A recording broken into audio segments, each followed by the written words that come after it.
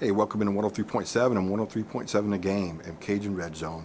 We're here talking to defensive line coach, Coach Harbin. Coach, first of all, tomorrow's first practice of the fall. Everyone knows you guys no longer have Ringo and Juicy, those guys. What are you looking for from your group, and what are you going to be looking at before you get a chance to get a look at the film and all of that? The biggest thing is getting lined up, playing hard. That's our biggest thing right now. We want all the kids to be able to play hard and get lined up. Technique will come later, but playing hard and playing fast, that's a must. That's one of the things we stress every day in all our drills. Now you've got a group of young men who, and some of those guys played last year.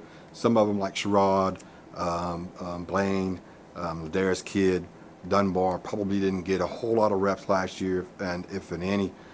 Just kind of talk about maybe some of those younger kids and what you're trying to get out of those guys. The thing I'm trying to get out of young guys is really just getting them lined up right now. The head kind of spinning a little bit. We've put a good bit of defense in. Mario is coming along. He's playing hard. Hopefully we can find a place for him. Darryl Johnson, big strong kid, been banged up a little bit.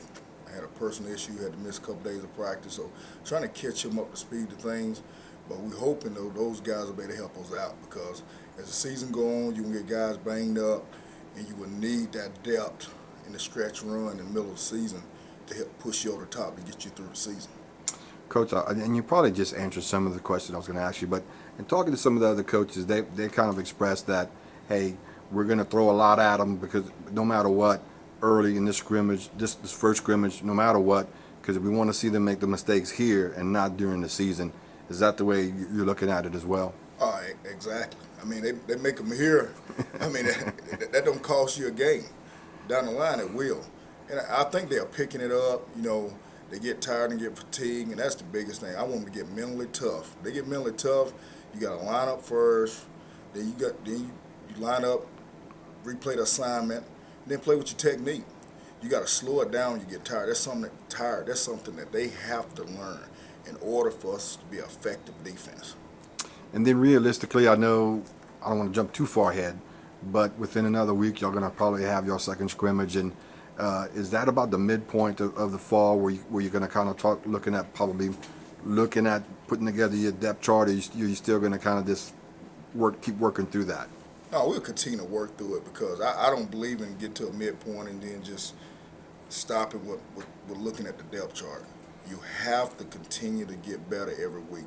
And if you start pulling guys out to set a depth chart, then they get comfortable. I don't ever want my guys to be comfortable at any point in time, because during the game, if they get comfortable, they're going to have a bust. We got to always continue to put pressure on them. We got to put pressure on them about the depth chart. That's a big thing, especially when you come to D lineman, ego. Who's first string, who's second string. That's a big ego. That's just a fact of life.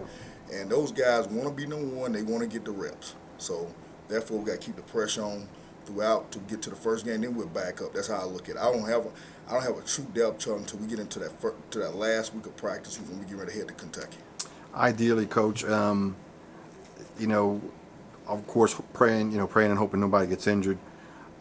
Ideally, when you get to the season and you crack that ball snapped on the first down against Kentucky, what are you looking at as far as maybe how many you'd like to play in the rotation, or really is that just going to come down to who you think is ready? Well, you'll like to play, in the scheme of things, you would like to have 9 to 10 guys.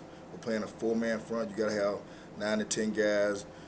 You're going to have you got to need 5 inside, 5 outside, because you're going to have guys get tired. With the fast-paced offense now, people running 70 to 85 plays. NASCAR. You asking kids unrealistically to play full speed for 50 plays. That's not going to happen. No. You need to manage 30 to 40 reps. Then some other guys sprinkle in another 20 to 25. Ask some other guys to bring up the back end on another 20. Being realistic for them to play full speed while they're in now. Coach, we want to thank you for giving us some of your time. I know you guys are busy. Wish you guys a good scrimmage tomorrow and an injury-free scrimmage, Coach. And exactly. We'll be talking to you pretty soon. Okay. Thanks. Thanks, Coach.